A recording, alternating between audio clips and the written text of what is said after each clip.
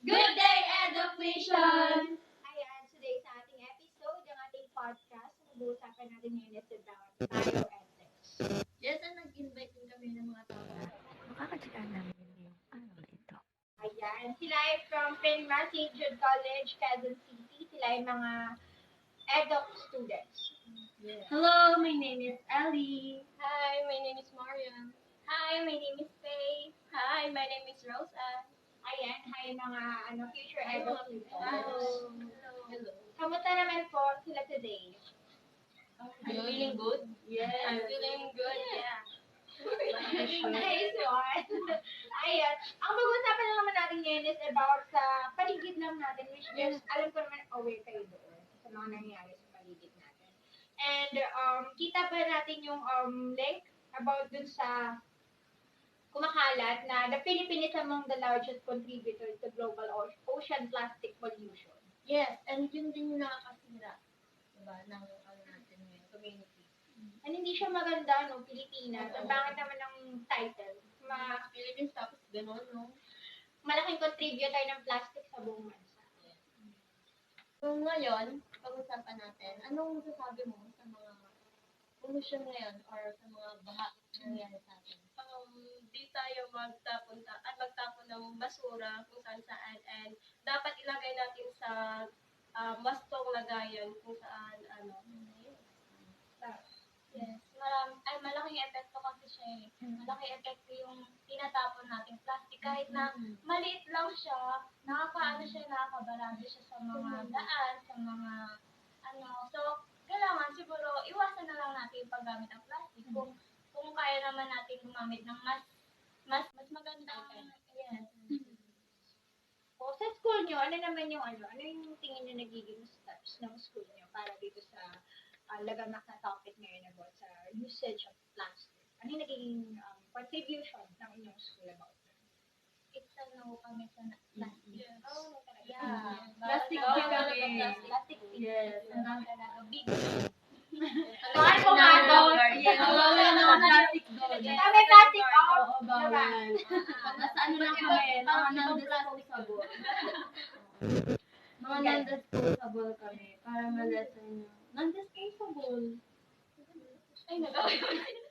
Ayun, mga nagkakaroon mo sila. Ayun, di ba kasi yung kitang-kita naman natin yung mga sa baha. Di ba, napakalaki na ito. Kagaya nun sa Ondoy noong 2009. Grabe yung baha. Lalo na yung Yolanda.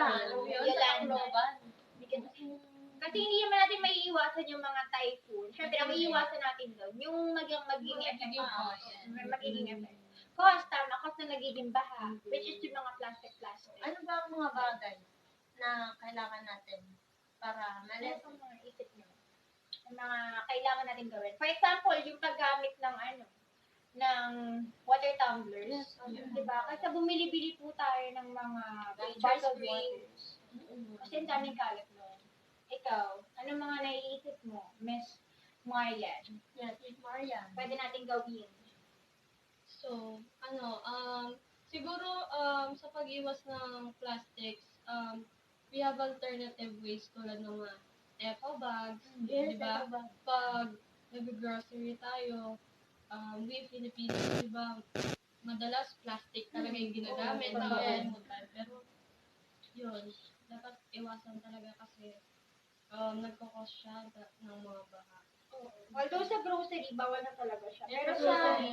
palengke, ginagamit pa siya, di ba? Oo. Pero sa iba hindi. Sa iba, wala. Sa Gawin ng grocery. Sa amin kasi, ginagamit pa rin yung mga Pwede rin yung mga carton na ginagamit. Paper Ah, bag. Yes. Gamit ng alternative. Dali niyo yung basket ko sa ba?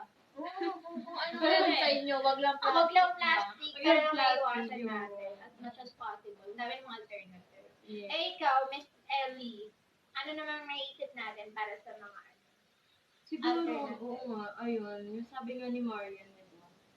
Tayo, mag-less tayo sa mga disposable, yung mga tinatapon na lang, kasi, yun nga, yung iba kasi, wala silang, ano ba yun, wala silang kusang loob na iitapon sa tamang basura. Kapag gumagamit naman tayo ng mga baunan, yung talagang nahugasan yung mga metal, at least ayun, hugasan na lang natin. At least na-lessen natin yung mga basura. Kasi ang basura, lalo na sa di ba, yung sa Pasig river talaga dati. Oh, Grabe grabe talaga yun. yun. Lalo na pag umuulan naman. Last tayo, maging mag-ano tayo sa mga non-disposable. Ay, sa mga, maging lover tayo sa non-disposable. Madali lang naman maghugas. Yes, ang Kesa dali naman, lang. tayo ang magiging in the long run. Tayo ang mahihirapan. Tsaka may nakita rin ako mga diapers na Oo, lumulutang talaga. Isa rin yun sa nagpapabahay. Meron ding alternative para sa mga Oo, diapers. diapers. Di ba meron ng mga washable na diapers? Bakit, Miss Ellie? Wala. Yung may mga Familiar ka ba sa alternative. diapers? Okay. Marami pa tayong alternative. Mga de-wash na ng mga baby. Yes.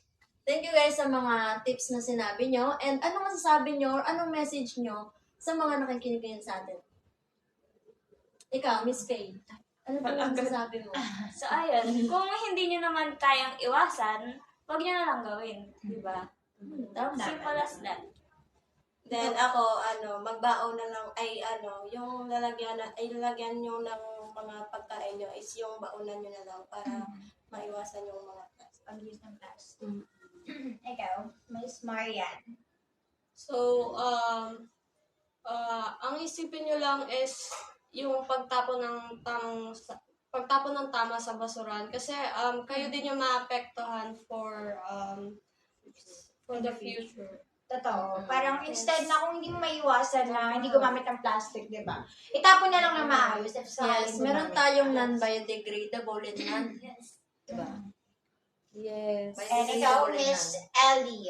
Ayun Ano nga. masasabi mo? Gamitin natin lagi yung 3RS, which is yung reduce, reuse, recycle.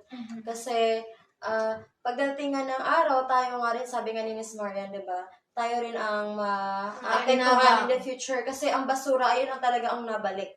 Hindi si Tayo rin ang magsasuffer yes, in the future. Tama. Yun lang. Ayun. Thank you so much sa inyo guys today sa pagbigay Yes. po ng oras para sa ating mga katsikahan.